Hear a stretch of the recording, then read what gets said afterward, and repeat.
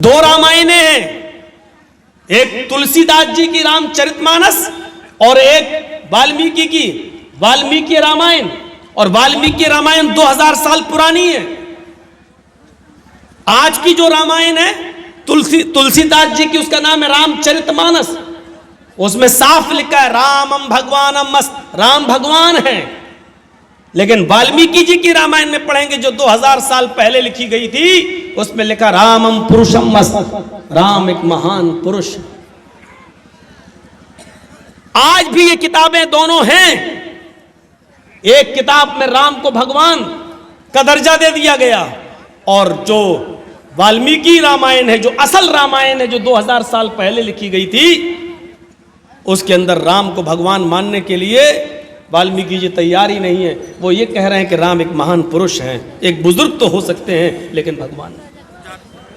Changing हो गई और कोई सुरक्षित नहीं। सारी किताबों को, मैं नहीं कहता हूं, सारी किताबों को अगर इस बात पर कोई चैलेंज कर ले, या इस बात पर अगर कोई आदमी ये तय कर ले कि सारी किताबों को जला दें, हक वो होता है जो न जले न मिटे न खत्म हो, तो फिर देखिए सारी किताबों को आप खत्म कर दीजिए, फिर देख लीजिए कौन सी किताब बाकी रहती है। जो बच जाए वही हक है। आज भी आप देख सकते हैं, यहूदियों तुम अपनी तौरात लेकर आओ, ईसाइयों तुम अपनी इंजील लेकर आओ, हिंदू भाइयों तुम अपने वेदांत लेकर आओ, सिखों तुम गुरु ग्रंथ लेके आओ, जैनियों तुम जैनिज्म लेकर आओ,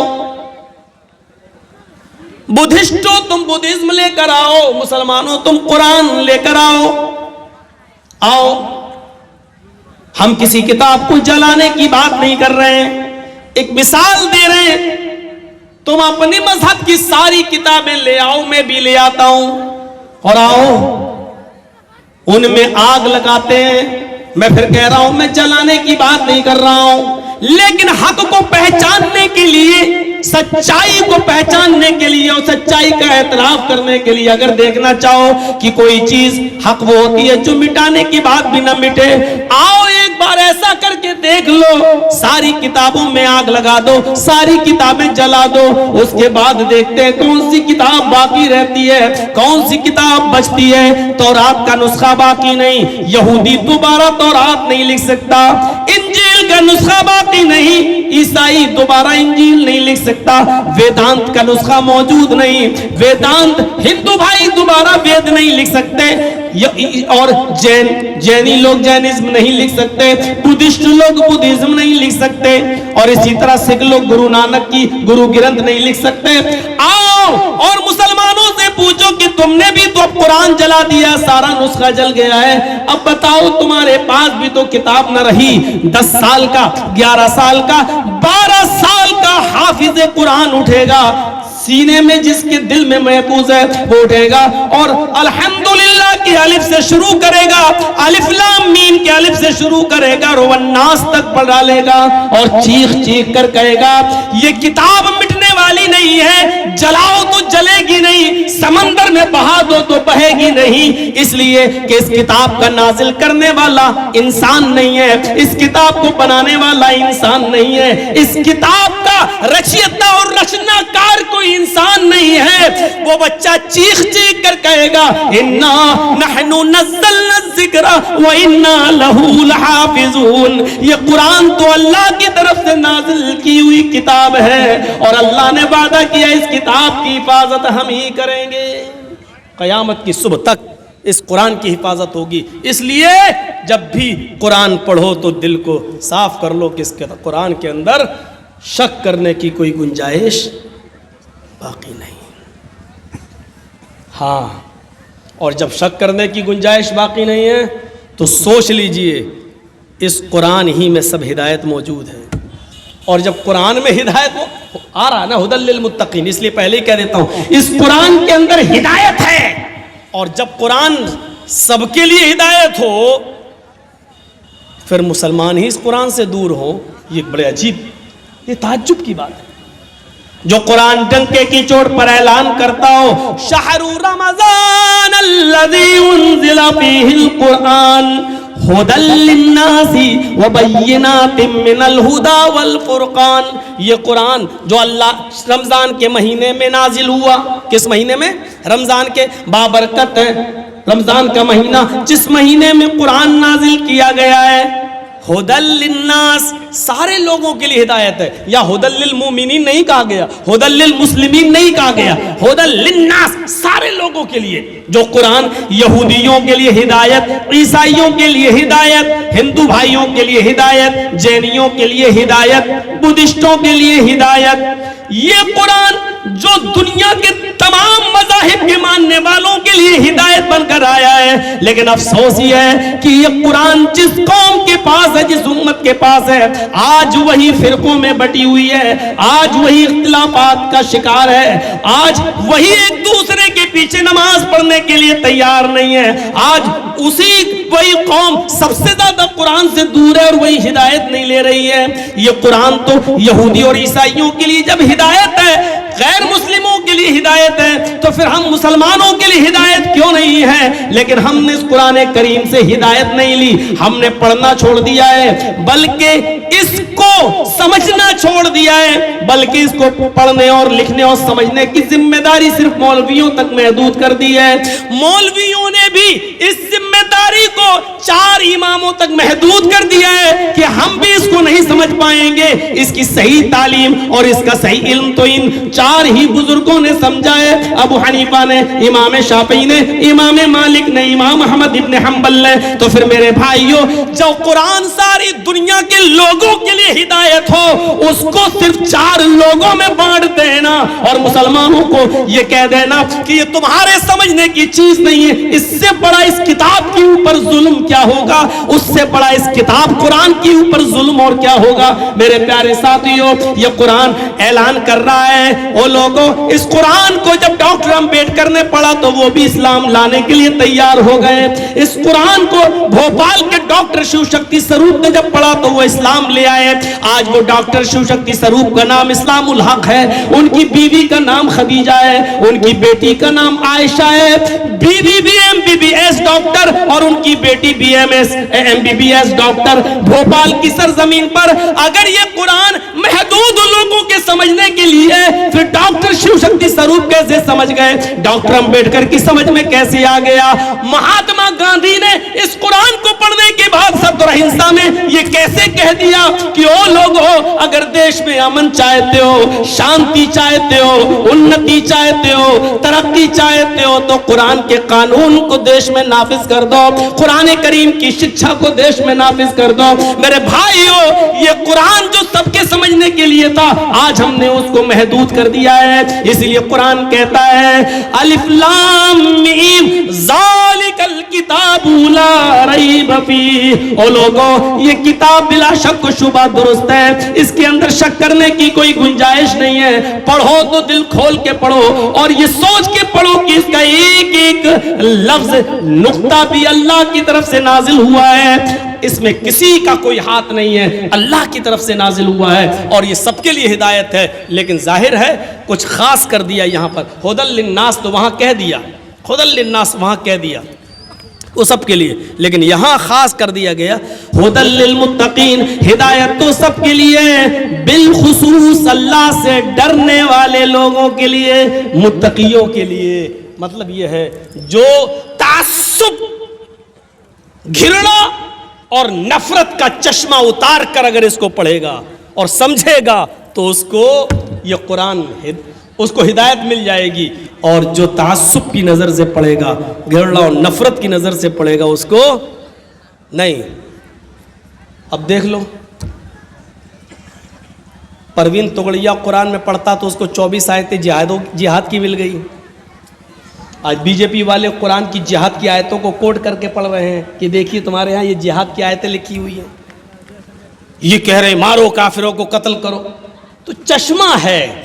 और डॉक्टर शिव शक्ति स्वरूप को देख लो, उसने सिर्फ एक उसूल पढ़ा था कुरान में, बस बच्चा माँ के पेट में जो बनता है तो कैसे बनता है, हैं?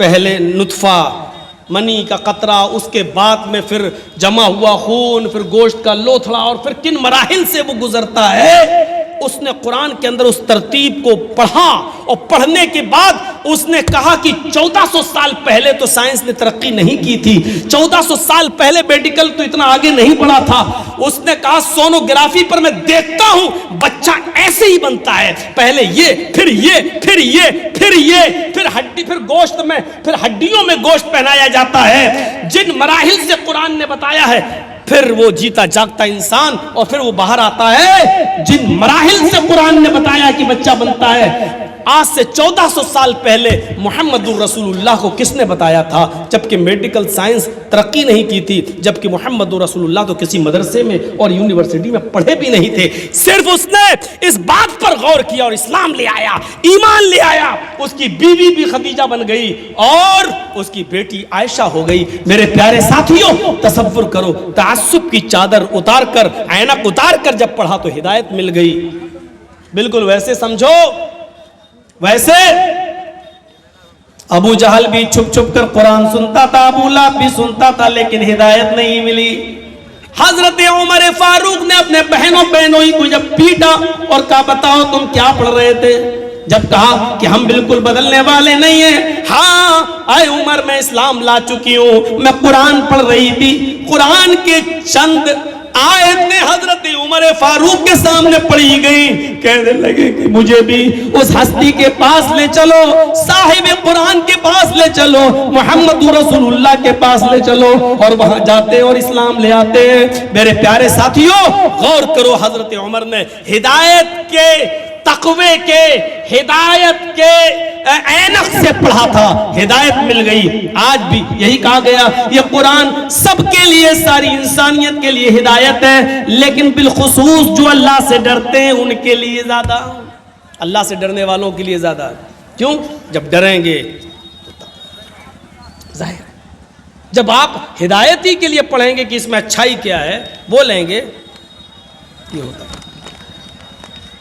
है ना। बहुत से लोग डॉक्टर जाकिर नाइक के ऊपर तब कितने गैर मुस्लिमों ने उनकी तकरीर नहीं सुनी है, ना उनके स्टेज पर गए हैं, सिर्फ डॉक्टर जाकिर नाइक की जिंदगी के बारे में उन्होंने तहकीक करना शुरू कर दी।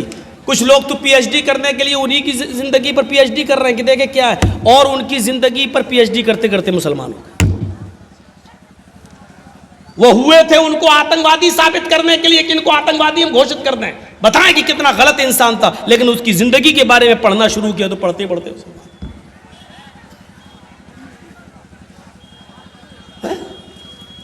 तसव्वुर करें आप।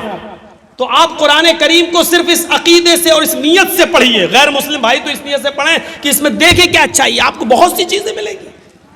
आप पहली चीज की अगर आप देख लें, कुरान खोलिए, पहली आयत क्या मिलेगी आपको, बिस्मिल्लाहिर्रहमानिर्रहीम। ऋग्वेद खोलिए, आपको पहला मंत्र क्या मिलेगा, अग्निमीले। खोलते ही बड़ी बड़ी डिबेटें होती हैं चैनलों पर, हिंदू मुसलमान हिंदू मुसलमान हिंदू मुसलमान। और सुन लो बिहार वालों, ये देश न तो हिंदू हिंदू हिंदू कहने वालों से चलेगा, और न ये देश, आपका ये मुल्क मुसलमान मुसलमान मुसलमान मुसलमान मुसलमान कहकर चलेगा। ये देश हिंदू मुसलमान सिख और ईसाई सबको साथ में लेकर चलेगा। जो चलेगा उससे बनेगा, उससे चलेगा। आज हमारे और हमारे भाइयों के दरमियान कोई फर्क नहीं रह गया है। वो टीवी पर बैठकर हिंदू हिंदू हिंदू कर रहा है, हमारे भाई टीवी पर बैठकर मुसलमान मुसलमान मुसलमान मुसलमान कर रहे हैं, और बांट के रख दिया है, आज तकसीम करके रख दिया है आज, और आज दूसरों के लिए राहें हमवार करके रख दी हैं, उनको पाला जा रहा है और पोसा जा रहा है। मैं नहीं जानता हूं दिलों का हाल, अल्लाह जानता है, लेकिन माफ कीजिएगा नुकसान बहुत बड़ा हो रहा है। मैं जानता हूं कुछ लोगों के दिलों में चुभ रही होगी बातें, कांटा। मौलाना साहब बस नाम मत ले लेना, घबराओ नहीं, नाम नहीं लेंगे। जो काम बगैर नाम से हो जाए तो नाम लेने की जरूरत क्या है। मेरे भाइयों, ये आपको देखना पड़ेगा, सोचना पड़ेगा। ये देश सबका है और सबके नाम पर बना था, सबने कुर्बानियां दी थी, इसलिए भाईचारे को खत्म मत होने दीजिए। गलती हिंदू भाइयों की नहीं है, गलती सिख और ईसाइयों की नहीं है, गलती इस देश के किसी नागरिक की नहीं है, गलती उन नेताओं की है जो हमें और आपको एक दूसरे के खिलाफ नफरतें भरवा रहे हैं। देखा था ना, यही मीडिया वाले कितना पीछे पड़े थे, कितना पीछे पड़े थे मीडिया वाले मरकज निजामुद्दीन पर। कोरोना फैक्ट्री, कोरोना बम, इस कोरोना फैक्ट्री और कोरोना बम में कहां चला गया अर्नब गोस्वामी, कहां चला गया जी न्यूज? कोर्ट ने ऐसा डंडा मारा है मीडिया, इन चैनलों पर कि जिसका दर्द इनको इस सरकार के जाने के बाद होगा, अभी नहीं होगा। अभी तो जैसे शराब पी लेते हैं ना, नशा है, मारो थप्पड़ नहीं लग रही है तकलीफ, अभी नशा है दौलत का, मिला हुआ है, हड्डियां पड़ी हुई हैं इनके सामने, अभी एहसास नहीं है, अभी एहसास नहीं है। जब देखेंगे कि हमने क्या किया, कोर्ट ने वो डंडा मारा है कि सिर्फ मरकज को बदनाम किया गया, निजामुद्दीन का, मौलाना साद का कोरोना से कोई ताल्लुक नहीं। वो कोरोना बम, कोरोना आतंक, कोरोना फैलाने की फैक्ट्री, क्या क्या जुमले नहीं बोले गए थे। तो ये कौन कर रहा है, कहां से आ रही है ये नफरतें, कहां से? तो ये हमें और आपको समझना पड़ेगा, ये देश, हमारा मुल्क न तो सिर्फ हिंदू हिंदू कहने से चलेगा, न मुसलमान मुसलमान कहने से चलेगा। ये हमारा मुल्क सबको साथ लेकर चलने से चलेगा। अल्लाह हमारे मुल्क की हिफाजत फरमा। दुआ करिए, ये तहज्जुद की नमाज का वक्त है, शायद अल्लाह कबूल कर ले। अल्लाह इस मुल्क के अंदर हिंदू मुसलमान सिख यहूदी ईसाई सब हमेशा से मिलकर रहे हैं। अल्लाह उनको इसी तरीके से मिलकर रहने की तौफीक अता फरमा। हमारा भाईचारा अल्लाह बना रहे। और एक ये भी दुआ कर लीजिए, चाहे बद्दुआ कह दीजिए, और जो तोड़ रहा होगा उसको बुरा लगेगा ही, साफ कह दूं, ये बद्दुआ ही समझ लीजिए। आय अल्लाह, जो हमारे इस मुल्क को तोड़ रहा हो और हमारे भारत के टुकड़े टुकड़े करने की कोशिश कर रहा हो, आय अल्लाह तो उसको तबाह बर्बाद कर दे। देखो मिर्चें किसको लगती हैं, हमने तो देश की एकजहती के लिए दुआ की है। आय अल्लाह, जो हमारे मुल्क में हिंदू मुसलमान सिख ईसाई के भाईचारे को खत्म कर रहा है, आय अल्लाह तू उसको तबाह बर्बाद कर दे, अल्लाह तू उसको मिटा दे। क्या हर्ज है इस दुआ में? मैं तो नहीं समझता हूं कोई हर्ज है। क्यों? भाईचारा, इस शरीयत पढ़िए मेरा, खैर वो दूसरी तरफ हम चले जाएंगे। मेरे भाइयों, वक्त जरूरत नहीं है अभी उन मिसालों को देने की, पैदा करिए अपने अंदर। जज्बाती हो ना, जज्बाती, पता चलेगा। बंगाल के अंदर भी चुनाव होने वाले हैं, पता चलेगा। मेरे भाइयों, मैंने 50 बार ये कहा है बिहार की सरजमीन पर, अगर छोटा नुकसान करके बड़ा नुकसान से अगर अपने आप को आप बचा लें तो यही बहुत बड़ी बात है। मेरे भाई का पैर कटा, चचेरे फुफेरे भाई का, डॉक्टर ने कह दिया था जर्जी साहब लिख के दीजिए, अगर आप ले जाना चाहें तो ले जाइए, लेकिन लिख के दीजिए। क्या अपनी मर्जी से ले जा रहे हैं, अगर लेकर गए तो ज़्यादा दिन ये बचेगा नहीं। एक तरफ ज़िंदगी, एक तरफ पैर, पैर भी प्यारा, ज़िंदगी भी प्यारी। लेकिन जर्जी साहब, जिसका ना बाप हो ना माँ हो, अकेले फैसला करना हमारे लिए कितना मुश्किल था बंबई में। कैसे ही डिसीजन लूं, 15 मिनट के अंदर डिसीजन लेना पड़ा। फिर यही सोचा गया, बड़े नुकसान से बचने के लिए छोटा नुकसान कर दिया जाए। करिए डॉक्टर साहब ऑपरेशन, काट दीजिए पैर। आज हम हिंदुस्तान में मुसलमानों की यही हालत है, यही कैफियत है। इस चीज को याद रखिए, यही कैफियत है। हमारे लिए, हमारे हक में कोई नहीं है, ये सोच लो, ये फिर याद रख लो, हमारे लिए कोई भी पार्टी बेहतर नहीं है। हम यूपी में भी कह चुके हैं, ना सपा, ना बसपा, ना कांग्रेस, सबने हमारा मजाक